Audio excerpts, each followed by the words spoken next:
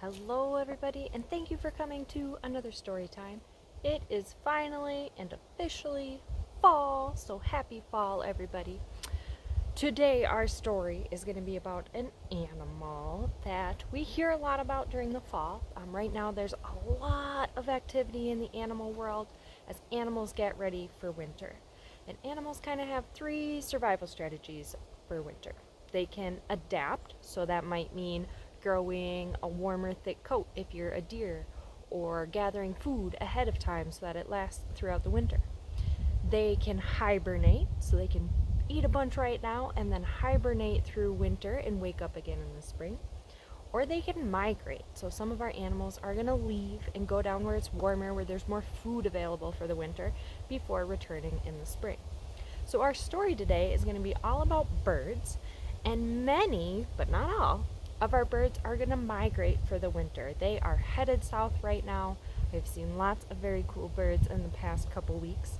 And it's kind of a little bit of a mystery on how birds know where to go and where to fly and how they navigate as they're migrating. So our story today is all about how do birds find their way.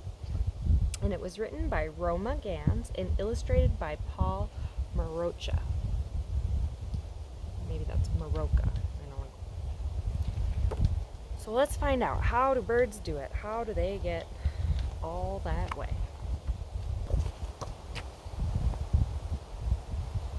We can watch birds fly from tree to tree, from tree to house, then back again. They seem to fly here and there and everywhere. It says this bird is a northern oriole, and notice the difference between the male and the female.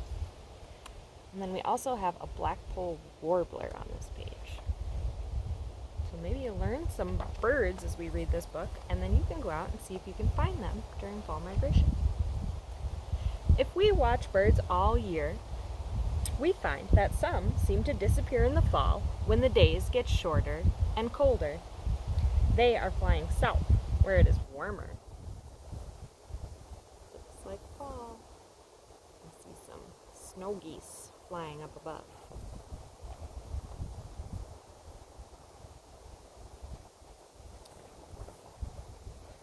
Early in spring, the first birds begin to come back. Every spring, birds return north to make their nest, lay eggs, and hatch their babies. We say the birds are migrating. They are moving from their winter homes in the south to their summer homes in the north. So we see that northern oriole again, weaving a nest in an Arctic tern. These birds migrate longer than any other bird species in the world. Barn swallows on this page, and a yellow-bellied sapsucker. Once they reach their northern homes, they will build their nests. They may build nests in trees or shrubs or on porch ledges, or, like the woodpeckers, they may bore holes down into the trees and make their cozy nests inside. Some go to the same nesting area or even the exact same nest that they used the summer before.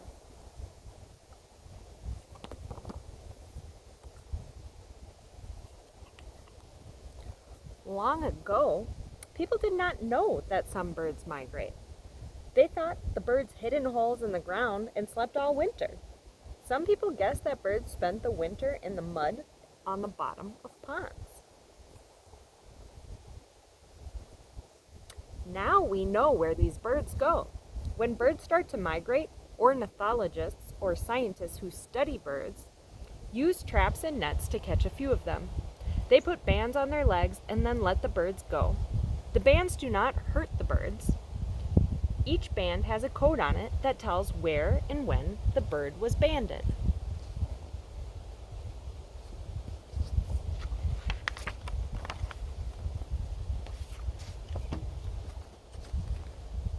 Some birds migrate for weeks because they stop along the way. Other birds fly for only a few days.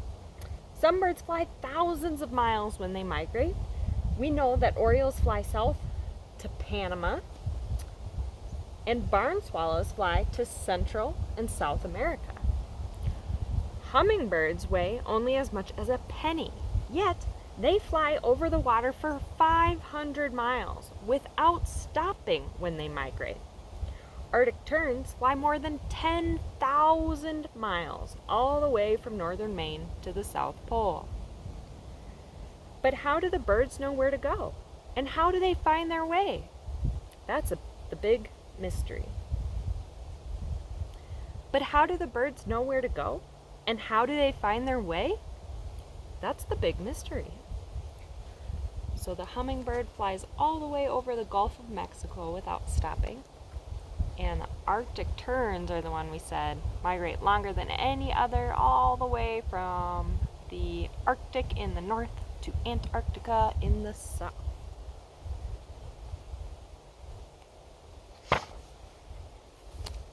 So barn swallow and the Arctic tern. Some birds may follow rivers, mountain ranges, or seashores, but many birds find their way over the ocean. There seems to be nothing there to guide them.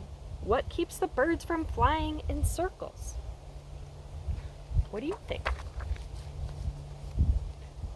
Ornithologists have some ideas about how birds know which way is north or south.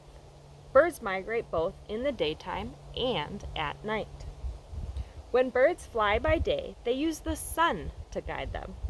Birds seem to know what time of day it is and can use the sun's position to find north and south. They know that to fly south in the morning, when the sun is in the east, they must have the sun on their left.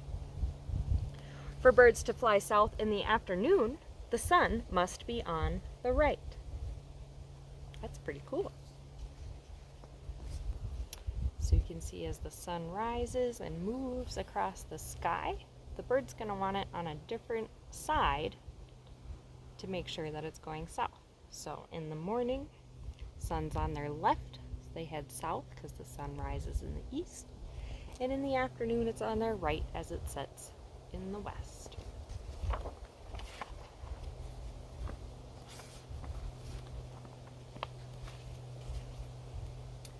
When birds fly at night, the stars help them find their way. Scientists have tested this idea. This is pretty cool. Birds were put in a big planetarium where the position of the stars could be moved. Scientists who worked in the planetarium placed the stars in the sky as we see them. The birds flew in one direction. When the pattern of the stars was changed, the birds flew in a different direction. It was clear that the birds had noticed that the position of the stars had changed. This is that blackpoll warbler again. And it's using the stars to guide it. Same blackpoll warbler. But birds can also find their way when it is cloudy. They fly when they cannot see the sun during the day or the stars at night. How do they know which way to go? What do you think? One idea is that birds are able to use the Earth's magnetic field to guide them. The magnetic field is an invisible force that surrounds the Earth. It is strongest near the north and south poles. The magnetic field is what makes the needle on a compass point north. Ornithologists think that some birds may have a built-in compass in their bodies.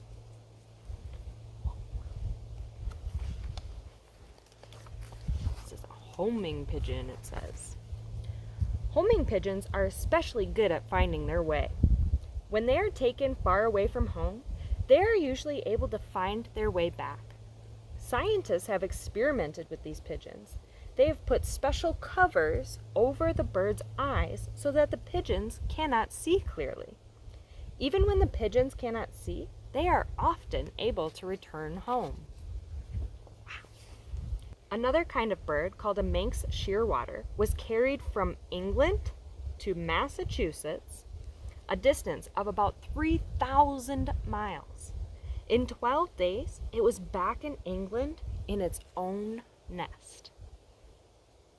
So it knew exactly how to get back to where they had taken that bird from, which is pretty cool. Northern oriole again. How do birds know when it's time to leave for the south? Or at the end of winter, how do they know it's time to start north? Scientists know that birds have a built-in yearly calendar. This calendar tells the birds when the days become shorter, it is fall. It is time to migrate south.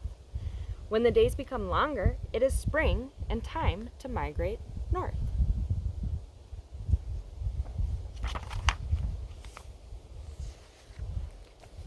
We have a barn swallow, another one, a yellow-bellied sapsucker, and a northern oriole.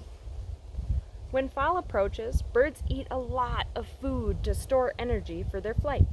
All at once, they are gone. They have started to migrate. I've been observing a lot of very hungry birds lately. Several months later, the birds are getting ready to migrate again. They must make their long journey to the north. It is time to build nests, lay eggs, and raise babies. Let's see who we have. Looks like we have more swallows, a ruby-throated hummingbird, the northern oriole, the female, northern oriole, the male, and the barn swallow.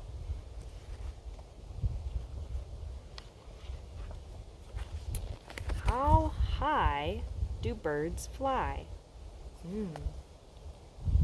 We have solved some of the mysteries of bird migration. We know where birds go. We also know how high and fast they fly. Some birds fly as high as 5 miles above the earth. So 5 miles, just under where our planes fly. And it says bar-headed geese fly that high. Some fly very fast, over 50 miles per hour, when the wind is blowing in the same direction that they're flying. So it says small planes fly down here. Swifts and swallows fly pretty low to the ground. Songbirds, just over our hills and mountaintops. Ducks and geese are next, flying a little higher. Eagles, vultures, and hawks flying even higher. Seabirds and shorebirds are flying pretty high. And then again, it's that bar-headed geese. Wow, that fly way, way up here at the top of the clouds and with the planes.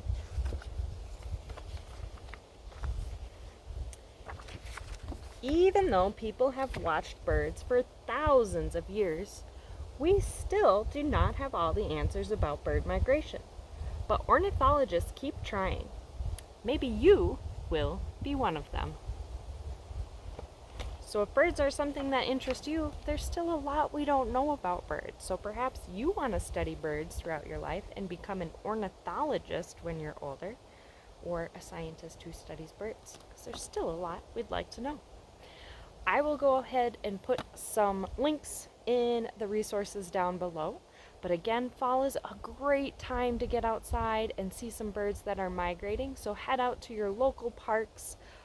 If you're in the drift list, the Mississippi Flyway is a huge migration corridor for birds. So we're super lucky to live in that area. There's tons of birds migrating through right now. And even if you don't live in that area, if you're up north, all of Minnesota and Wisconsin kind of falls into that corridor. So there's tons of birds moving through. There's lots to see. So I hope you can get outside and enjoy. We'll see you again soon for another story time. Bye-bye.